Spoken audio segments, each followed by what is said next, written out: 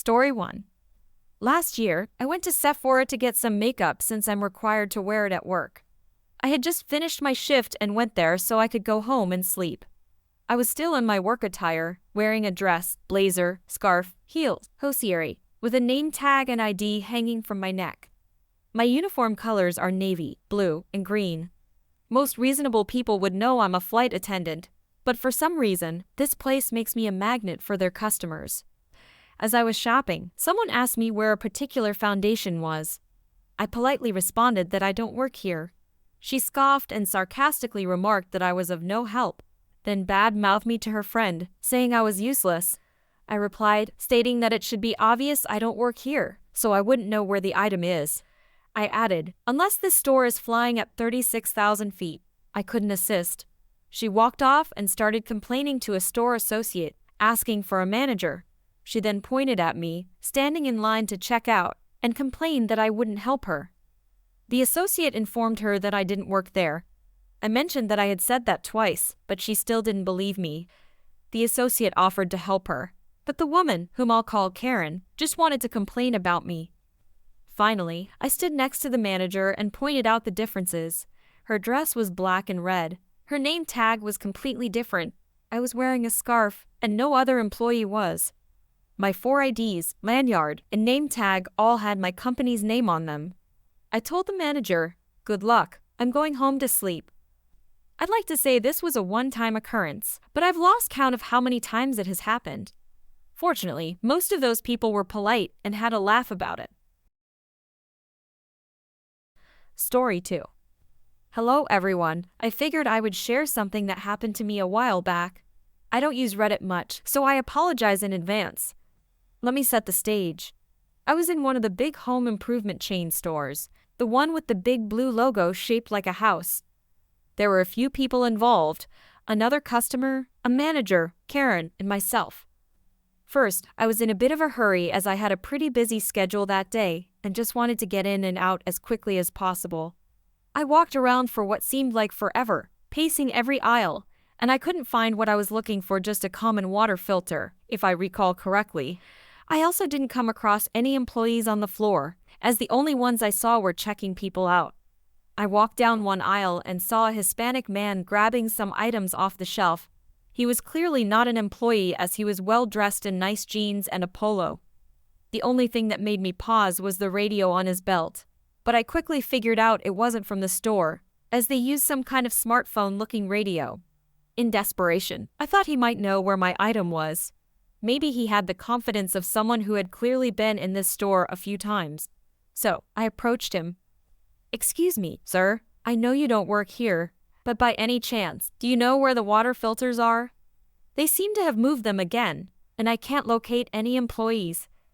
The other customer laughed and said, "I know, I think they only keep one employee at a time to work the entire store.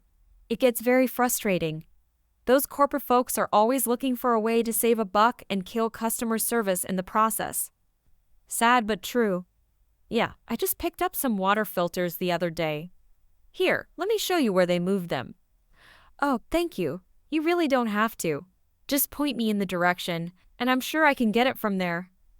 We made small talk as I followed him to the location, and he pointed down the aisle directly at the item. At this point, we were both standing in front of the store facing down the aisle, when, from a distance, we heard someone shout, "Hey, you, Jose, Juan, Carlos," she muttered about half a dozen Spanish names. The other customer and I didn't realize she was hollering at us. We were just finishing up our conversation. Suddenly, Karen was standing right behind us, getting right up into the other customer's ear. Not kidding, about 2 inches away. "Didn't you hear me holler for you? I need some assistance. Do you speak English?" I turned around to see the typical soccer mom, dressed like she was about to go out on the town and well out of place in a hardware store. The other customer responded, "I'm sorry, ma'am, I don't work here, but can I help you with something?" Karen, apparently not hearing the "I don't work here" part, went off on a rant. "You lazy Mexicans, I've been hollering for you for a while. You can help your own kind, but not if I'm white." I was confused, as I am white, and getting pretty upset at this point since I had already spent longer there than I wanted to, and was now dealing with this. I said, "Excuse me, but you need to calm down. The other customer, in a forceful manner, swiped his arm across my chest and pushed me backward in a "I got this" fashion, still playing it calm, cool, and collected. "I'm sure if you can calm down for 1 minute, we can get this solved. Can you please tell me about your problem?" Karen continued her rant. "My problem is all you lazy people taking all the jobs and not wanting to work. Where is your manager?" Not knowing when to keep quiet, I muttered under my breath, "Which?" Karen lunged at me and slapped me hard across the face. The other customer, like some kind of ninja, grabbed Karen's arm, spun her around so fast that all I saw was her face planted on the floor with his knee in her back. While holding one of Karen's arms, he grabbed his radio and made a call requesting an officer to our location.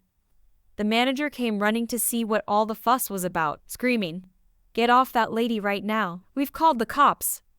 The other customer, by this time, had already put away his radio and had a badge in his hand, flashing it to the manager. "I've already called for a patrol car." He then looked at me with a "please say yes" expression and asked, "Would you like to press charges?" "Of course I do," I replied, rubbing my face. I wasn't kidding. I hadn't been hit that hard in years, and I swear I saw stars. The other customer slowly got Karen back to her feet. By this point, she realized she had made a huge mistake and just stood there, not saying a word. The manager asked, "Can you tell me what happened?" The other customer told the whole story. A few minutes later, the patrol car arrived, and the other customer, manager, Karen, and the officer moved outside the store. I stayed back and decided to grab my filters while they sorted it all out. As I walked out of the store, I saw Karen being loaded into the back of the car in handcuffs. Let me tell you, that was very satisfying to see. The other customer had me sign some paperwork.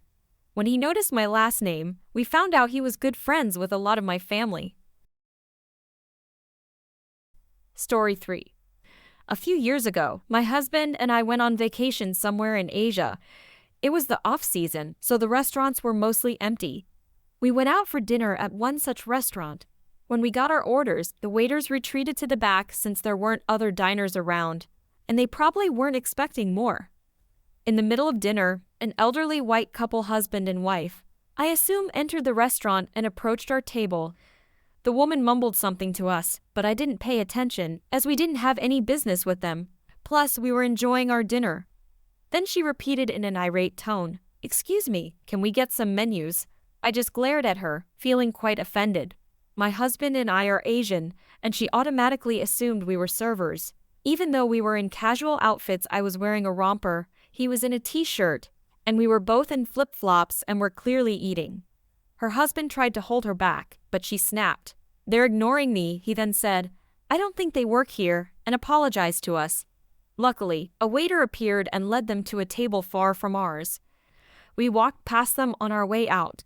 She was still scowling at us as if we were the offenders. Her husband, however, was sweet. He apologized again. Story 4. A few years ago, I went to the flagship camping and biking gear store in the Pacific Northwest with my husband and son to buy him some expensive paddling equipment he wanted but didn't really need. I'll admit that I was annoyed to be spending money this way. He was about 10 and didn't yet understand the value of money, but it was obvious that we were going to make the purchase. Rather than ruin a perfectly good trip to one of my favorite stores, I walked away.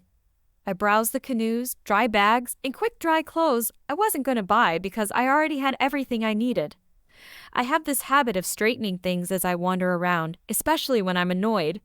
Maybe it's a little obsessive-compulsive, or perhaps my mom nagged me too much as a kid. Then, I noticed an employee following me.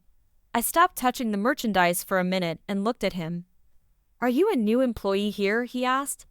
It was a big store. "No, sorry, I'm just waiting for my family to finish shopping." I held my hands open in front of me so he could see there was nothing in them. "No problem," he said, and then he smiled. What a relief. "Do you want a job then?" "A job?" I was confused. "Yeah, you've straightened up 3 displays in my store. I could use an employee who does that without thinking about it." And I thought I was in trouble. Story 5. I'm at a popular discount retail store, waiting on an oil change, and this just happened a few minutes ago. I couldn't tell if the woman I saw was working or shopping. She wasn't wearing a vest, and I couldn't see if she had a name tag, given the way she was standing. She didn't have a basket, so I just couldn't tell, honestly. I was looking for a shower loofah for my son and couldn't find anything that wasn't designed for women or children. And yes, the color and size did matter. I searched and searched for the item, and seeing her over there, I bit the bullet and asked, "Do you work here, or are you shopping?" She politely asked what I was looking for. I told her. As luck would have it, they were right in front of her. I must have missed them 100 times by that point. She was very nice, and I thanked her profusely. Sometimes, all it takes is a little kindness, whether the person works there or not. And that, my friend, is my story. Thank you for reading. Edit. This blew up way more than I thought it would. Thank you, kind stranger, for the award. Thank you all for making this worth sharing. Story 6. There's something about the way I look, dress, or act that causes people to assume I work wherever I happen to be. It's happened at restaurants a few times, Office Depot more than once, at a fancy resort in Hawaii, but it happens most often at Home Depot. It's become an ongoing joke with my wife and me. I have told her dozens of times about these instances, and we both find it amusing. But she rarely sees it happen firsthand. Yesterday, we were at Home Depot picking up plastic storage bins. We were together, pulling bins off the shelf and loading them into a cart. An older lady approached me. "Excuse me, where do you keep your bug spray?" "It's in the outdoors section, right over there." "Oh, thank you. Also, I have these little fruit flies in my house. What do you recommend?" "Put a splash of wine in a glass. Add 2 drops of dish soap. Cover the top with plastic wrap. Poke a couple of holes in the wrap with a toothpick. The bugs will be attracted by the wine, go inside, and not be able to find their way out. The soap will help them drown by breaking the surface tension on the wine." "Oh, wow. Thank you so much for your help." The whole time, my wife stood there, amazed. After the older lady left, she told me how incredible it was to see this happen in real life and how quickly I transformed from a customer to an employee. I don't even bother telling people I don't work there anymore. Story 7. I'm not quite sure this story belongs here, but my friends keep saying I should post it, and I think this subreddit is the closest fit, so here goes. It was the summer of 2010. I was 27, and I was traveling around the Middle East after doing some volunteer work for a few weeks in a refugee camp in Palestine. I had flown into Jordan initially. I'm Australian, so it was an 18-hour flight, but I had spent the last few weeks border hopping and exploring the region. I had driven across Wadi Rum to see Petra, then hired a Bedouin guide to take me to the coast, where I spent a week scuba diving in the Red Sea. Afterward, I caught a ferry to Egypt, where I did the usual tourist activities, visiting ancient ruins, riding camels, buying souvenirs, and haggling over prices. Since I was flying out of Amman, I had to take a flight from Cairo to Amman to begin my long journey back to Australia. I was walking from one end of Amman airport to the other to find my departing flight back home, a flight that didn't leave for 4 hours, when I noticed a thin Jordanian man running towards me, trying to get my attention. He wasn't dressed in any particular uniform. He looked like any ordinary Jordanian, perhaps a guide or translator, I thought. He had been shouting at me for the last few minutes from a distance, but I had my headphones in and was tuning out the hustle and bustle of the busy airport. Sir, I've been looking for you. Come quickly," he said in decent English. I was slightly taken aback that he knew who I was, but he grabbed me by the arm and started leading me somewhere in the airport. "What's wrong? Is it my flight?" I asked, confused. Yes, they're all waiting for you," was the reply. This made me even more confused, as my flight wasn't for another 4 hours. I questioned this, but the man responded, "Your flight is leaving right now." We were basically jogging now, the man guiding me through the airport crowd, and we had covered a decent amount of ground, but as far as I could tell, we were heading in the wrong direction. The more I thought about it, the less sense it made, so I stopped in my tracks. My flight isn't supposed to leave for another 4 hours. Has it been changed? The man also stopped and looked at me, confused. "No, it's waiting for you now. Everyone else is aboard." This convinced me that something was off. That can't be my flight. Are you sure you've got the right person? The man stopped and seemed to size me up as he looked at me. Of course, you're going to Afghanistan, right? At that moment, I realized what had happened. I'm an ex-army reservist and was using my old army backpack and boots, which I had hanging off the back of my pack. My clothes and backpack looked pretty worn from my recent travels in the desert. He thought I was a soldier running late to deploy to a war zone. Oh no, I'm not a soldier. I'm heading home to Australia. The man gave me an incredulous look and gestured to my backpack. You're not in the army? He asked. I shook my head and said, ex-army, just on holiday. He pointed at me and asked, American? I shook my head again. No, Australian. Civilian. He and I looked at each other for a moment and then burst out laughing.